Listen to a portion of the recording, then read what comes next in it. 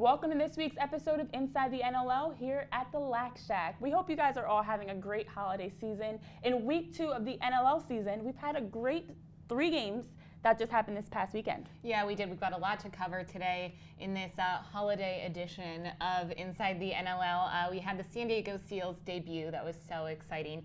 We had Calgary's redemption. We have some fun holiday social media videos to cover, so let's get started. Let's just start off with the first game of the weekend, Toronto versus Buffalo. This game, I would say a lot of these games this weekend didn't really turn out the way people expected. Yeah, I know for me personally, I was expecting 3 close games, especially after how week 1 went. And with Toronto coming into their season opener, Buffalo coming into their second game and home opener, I was expecting one thing and I saw something completely different. And I think for me personally, one thing that stands out for Buffalo is their defense. And we saw that in the game versus the Wings last week. We see it again this week, in my opinion. With having just 2 weeks of training camp, with having so many new pieces, they're not on the same page. They're very disconnected. And Matt Vince, a great goaltender that I see some people even questioning his goaltending skills. He's a great player, but he's also playing with a new team and new guys in front of him. And I think one thing that stands out is in the 1v1 matchups, when an attacker gets by their defender, they have open space running at the goal, and Buffalo needs to adjust their help defense. That's the first thing. Yeah.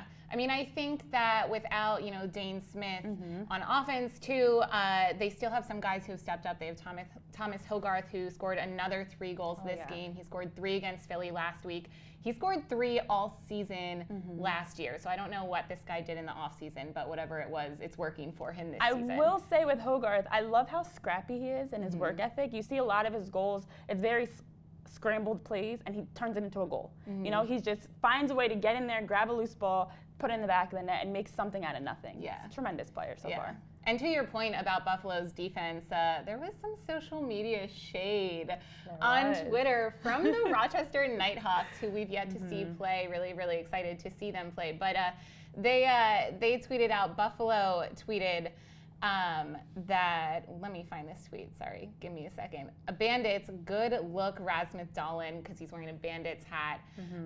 And Rochester tweeted back at them saying, maybe he can play defense for you guys. And that got a lot of traction on social media because, I mean, based on the way that they played this game, maybe it's not the worst idea. Honestly, that was a lot of shade, but I think from what I saw, it was kind of well-deserved in a sense. Buffalo does need to step up their defense. And you talk about their offense without having Dane Smith, who's a tremendous playmaker. He sees the floor well, and he's able to get assists and set players up to score.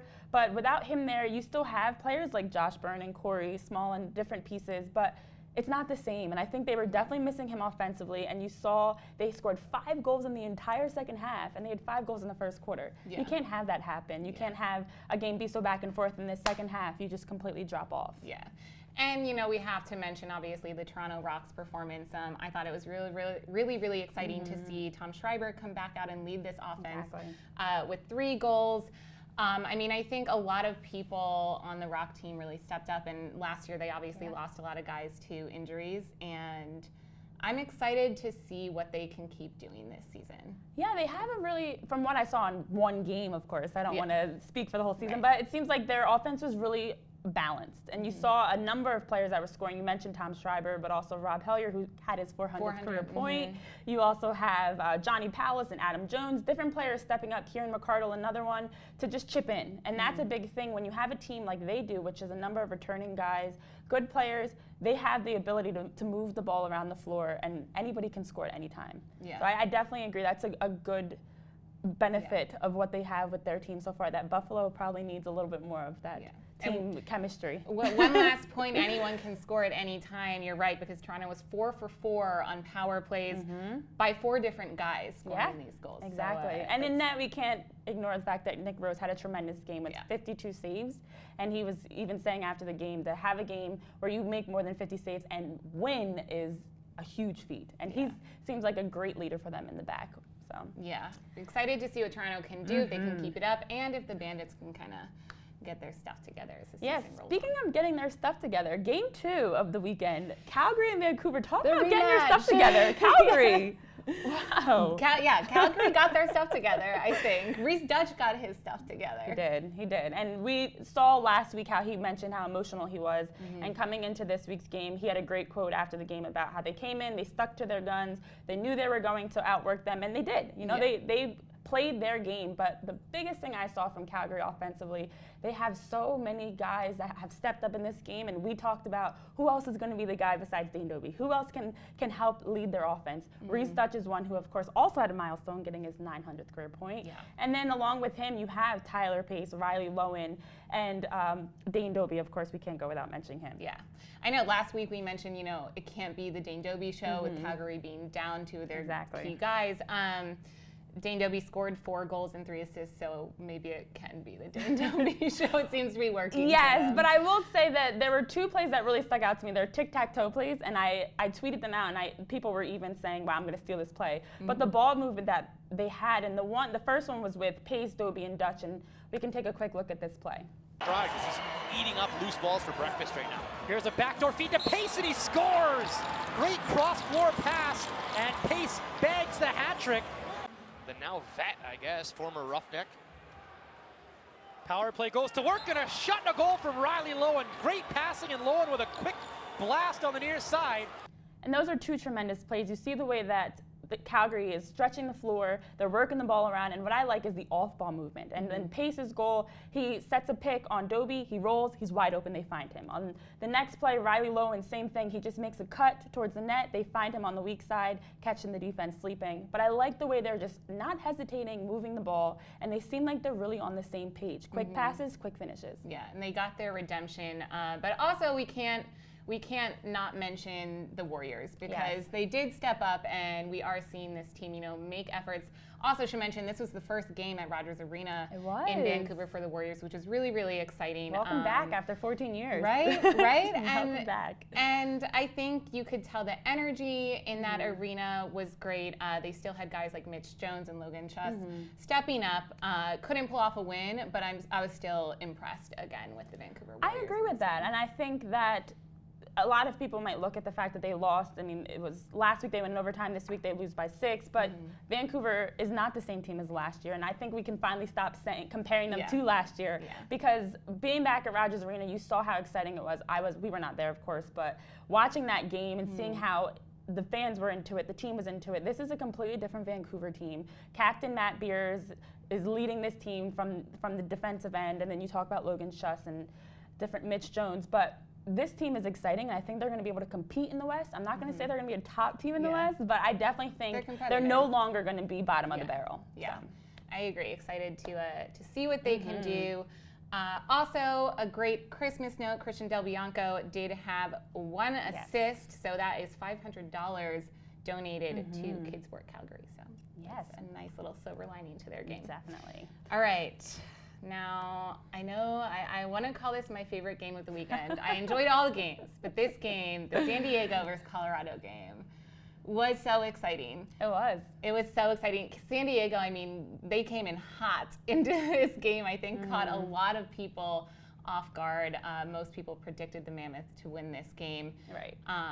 Like me. Yep, I will say it proudly. Yep. No surprise, Austin Stotts, you know, made an amazing debut with 5 goals against maybe one of the best goalies in the league in Dylan Warren. Yeah, and I think it's tough with a new team like San Diego because you never know what to expect. They have rookies that are coming into the league. We don't know how they're going to transition. You have veterans like Brody Merrill and Adrian Sorchetti that are coming into this team, and you have no idea how they're all going to come together and gel together. And San Diego didn't look like a new franchise to me. I mean, aside from the talent that they have, the way they were moving the ball, and Austin Stotts had a tremendous game. He doesn't even play like a rookie. He's got great size, he fakes well, he uses his body well, and has the ability to get in between defenders so that he can just create enough space to shoot. And that's all he needs to score. 5 goals, 4 assists. Welcome to the league. Speaking of his 5th goal, he backed down Joey Capito. Let's take a look at this goal. Stott scores! 5 on the night. So I know before you're mentioning veteran players and let Austin Stott's name slip, and he is indeed a rookie, but I mean, that play, he's playing like a veteran player. This is his first NLL game ever, so just incredibly impressive. Yeah, and I even like how Turner Evans, Kyle Buchanan, Connor Kiernan also had a great first goal of in his NLL debut. They have a number of strong players, and they had the Loud House heckling their team because the Mammoth came out and they did exactly what they've done in the past at times, and they were not able to score. They outshot San Diego, but it doesn't matter if you outshoot them if at the end of the game you lose. And I think that's something that is really going to be a determining factor for them this season looking forward is can they consistently put together good offensive games where they put teams away. And I think we saw after Jeremy Noble scores the goal for to make it 3-2 early in the second quarter, that was their last lead of the game. That's it. You can't have that happen, and then from there you just get outshot, you get outscored, you get outworked, and I think the Mammoth fans, and we saw their goaltender Dylan Ward get a little frustrated and Steve Fryer come in, but it'll be interesting to see how they rebound from this. Yeah, I think trying to find a specific point where the Mammoth were really strong this game was hard. I honestly couldn't. Yeah. I think that they came out very flat.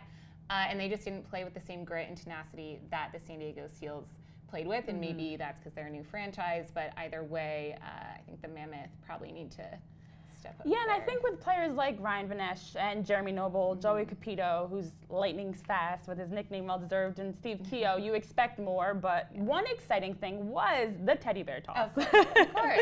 And what better time than the holidays, and they do this every year, to have nearly, I think it was like 13,000 fans, though about 4,000 teddy bears on the field that were donated to a local charity, A Precious Child. So this was great to see, and you guys should see it too. Noble driving, Noble shooting, score! Chuck from Colorado, it's Christmas time!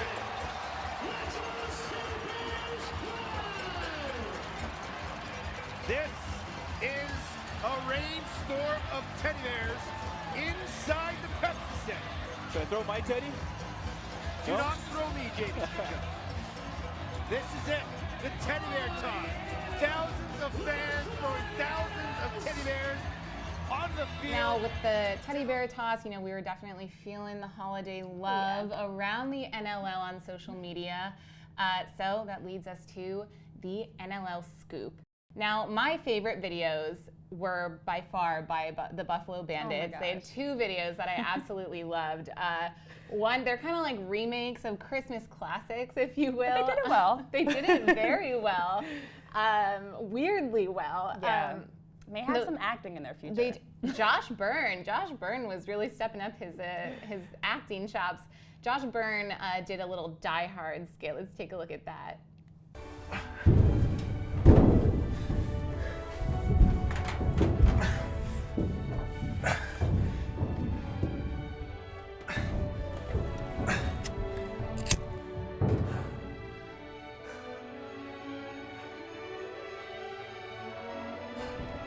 Come out to the coast. We'll get together. We'll have a few laughs.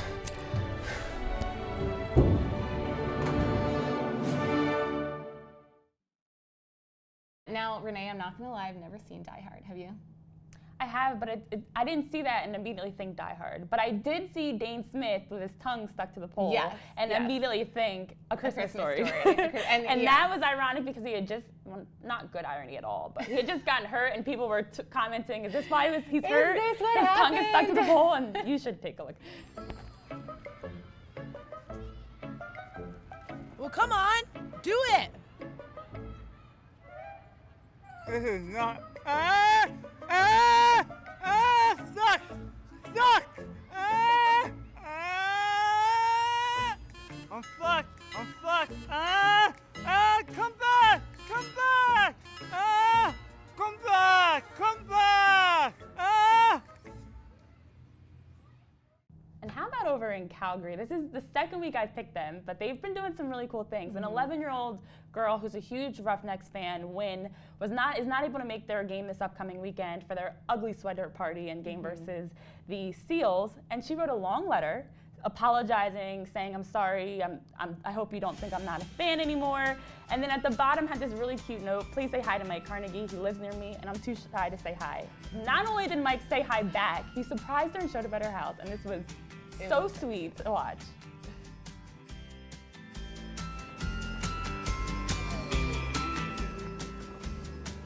Hi, is Win home? Hi. Hi. How are you? Good. Can I come in? We got an email from you. It was super sweet. Merry Christmas. Thank you so much. We wanted to let you know the Roughnecks appreciate all your support, and we're going to miss you on the 28th. We know you're in Edmonton, but you're still cheering for us. Oh, wow. You wore that to school? I really like the start of it, and when they get a goal. His friend made her these for her birthday for a school. Oh, wow. Look at those. That is such a cute video. I saw that and my heart melted. All right, if you guys have any content that you want featured on next week's Inside the NLL, tweet us using hashtag NLLScoop, and your pictures, videos might end up right here on this show. And that's going to do it for Renee and I this week. Tune in same time, same place on BR Live next week for week 3 of Inside the NLL. Happy holidays.